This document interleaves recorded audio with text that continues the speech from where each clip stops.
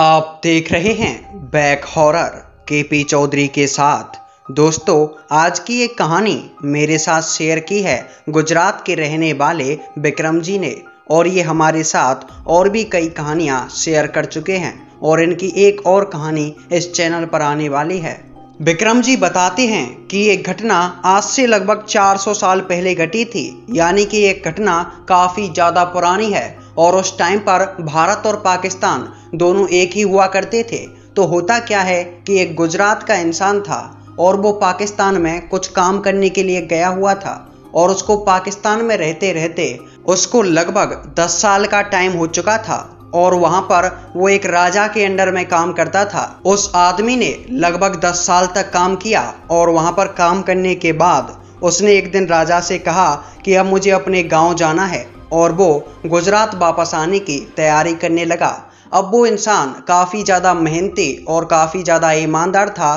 तो राजा भी उससे काफ़ी ज़्यादा खुश थे और उन्होंने उसको आते वक्त एक घोड़ी,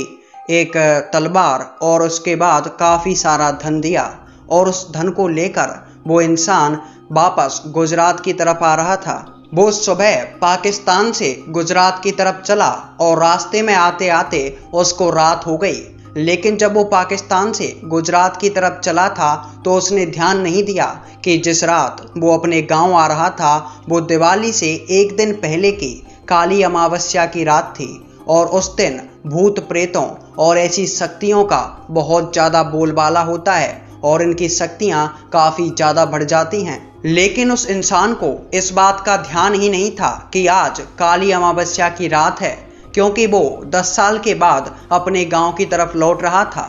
अपने गांव की तरफ बढ़ते बढ़ते उसको रास्ते में एक घना जंगल दिखाई दिया और वो उसी जंगल से अपने गांव की तरफ आ रहा था। उसके पास एक घोड़ा था जिस पर वो बैठा हुआ था और उसने एक तलवार ले रखी थी जो कि राजा ने उसे दी थी, जो कि काफ़ी ज़्यादा बेशकीमती थी, और उसके पास एक खजाने से भरी हुई पोटली थी। उन तीनों के साथ वो ये सोचते हुए आ रहा था कि जब मैं गांव पहुंचूंगा तो वहां पर मेरे गांव वालों को दिखाऊंगा कि मैंने इन 10 सालों में कितना ज़्यादा धन कमाया है और मुझे राजा ने स्वयं ये घोड़ा और ये तलवार दी है, और इस बात से मैं अपने गांव वालों को चिढ़ाऊंगा और मैं वहां जाने के बाद सबसे ज़्यादा पैसे वाला इंसान भी बन जाऊंगा। उसके बाद मुझे कोई भी काम करने की बिल्कुल ज़रूरत नहीं होगी। लेकिन जब वो इंसान जंगल से होते हुए निकल रहा था तो उसको जंगल के बीचों बीच काफ़ी ज़्यादा रोशनी दिखाई दी। उसको लगा कि शायद जंगल में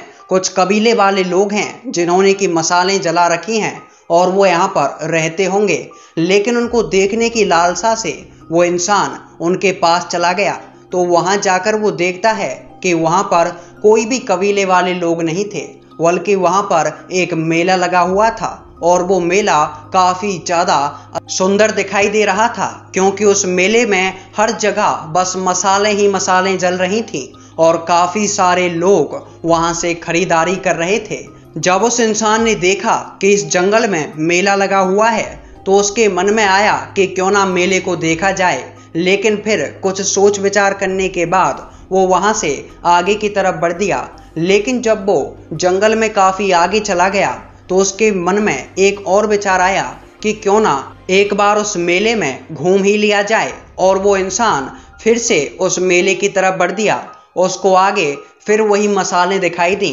और वहाँ पर वही लोग दिखाई दिए जो कि खरीदारी कर रहे थे। जब वो मेले के अंदर घुसा तो उसको गेट पर एक पहरेदार दिखाई दिया। उसने अपनी घोड़ी, अपनी तलवार और अपने पास जितना भी धन था उस सबको उस पहरेदार को दे दिया और उससे कहा कि जब तक मैं इस मेले को देखकर नहीं आ जाता तो मेरी इस अमानत की यहीं पर रखवाली करना। और ऐसा कहने के बाद वो मेला देखने के लिए उस मेले में अंदर चला गया। लेकिन जैसे ही वो एक तंबू के नीचे पहुंचा, वहां जाने के बाद उसकी अचानक से ही आंख लग गई और उसके बाद जब उसकी आंखें खुली तो उसने देखा कि दिन निकला हुआ है और वो इस जंगल में, सुनसान जंगल में बिल्कुल अकेला पड़ा हुआ है। उसके चारों तरफ केवल झाड़ियाँ और पेड़ पौधे थे। इसके बाद उसको काफ़ी ज़्यादा दुख हुआ कि उसका सारा माल वहाँ पर लुट चुका है उसे लगा कि शायद कुछ लुटेरे होंगे जिन्होंने कि ये मेला लगाया था,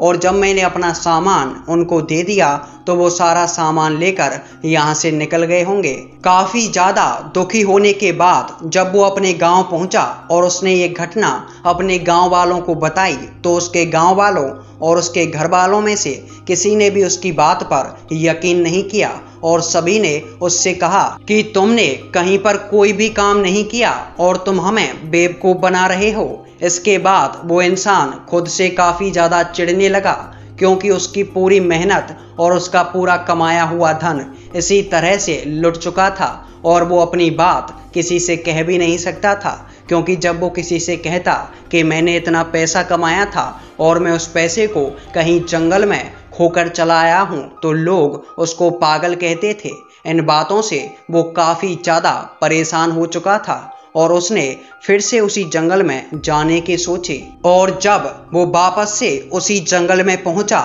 जिस जंगल में उसने अपना सारा सामान गंवाया था, तो वहां पर पहुंचने के बाद उसे एक कुटिया दिखाई दी और उस कुटिया में एक साधु बाबा बैठे हुए थे। उसने साधु बाबा से कहा कि यहाँ पर आज से 10-15 दिन पहले एक मेला लगा हुआ था और रात को मैं यहाँ पर आया था और मैंने अपना सामान मेले के द्वार पर खड़े हुए एक रक्षक को दे दिया, लेकिन वो सभी मेरा सामान लेने के बाद न जाने कहाँ गायब हो गए। और जब मैं अगले दिन यहाँ पर उठा तो यहाँ पर मुझे कुछ भी देखने को नहीं मिला और जब मैं अपने गांव पहुंचा तो वहां पर लोगों ने मेरा भारी मात्रा में मजाक उड़ाया और मुझे पागल घोषित कर दिया। पहले तो उन साधु बाबा ने उस इंसान से कुछ भी नहीं कहा, लेकिन जब वो इंसान कुछ ज़्यादा ही जिद करने लगा तो साधु बाबा ने उस इंसान को बताया कि जिस रात तुम यहाँ पर आए थे वो रात काली चौदस की रात थी और उस दिन यहाँ पर भूत प्रेतों का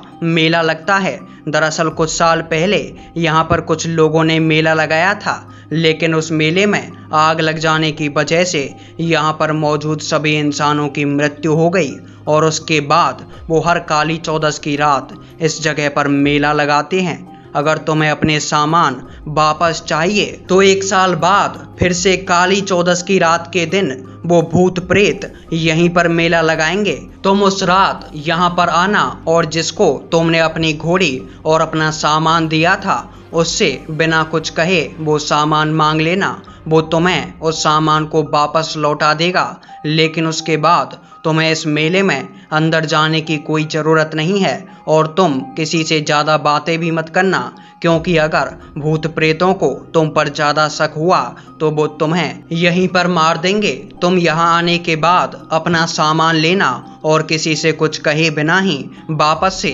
अपने गांव की तरफ लौट जाना। इसके ठीक 1 साल के बाद वो इंसान काली अमावस्या की रात के दिन वापस से वहीं पर पहुंचा और उसने देखा कि उस जगह पर अब भी मेला लगा हुआ है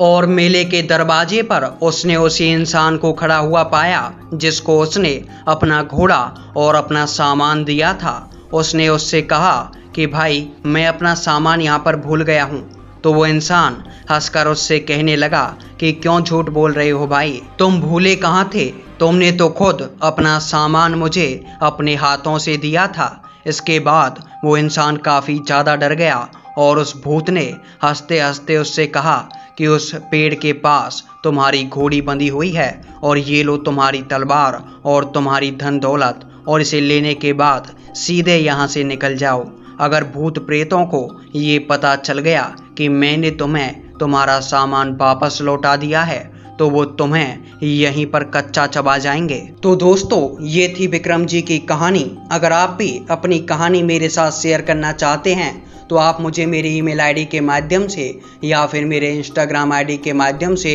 अपनी कहानी मेरे पास शेयर कर सकते हैं। आपकी कहानी को इस चैनल पर सुनाने की पूरी कोशिश की जाएगी। और एक बात तो मुझे पता है कि आपने वीडियो स्टार्ट होने से पहले ही इस पर लाइक कर दिया होगा, और अगर अभी तक आपने इस वीडियो को लाइक नहीं किया है इसका मतलब समझे दया। हाँ भैया, इसका मतलब है कि तुम अभी नए बंदे हो, और अगर नए बंदे हो यार तो तुम्हारा फ़र्ज बनता है इस चैनल को सब्सक्राइब करो, बेल आइकन को ऑल पर दबाओ और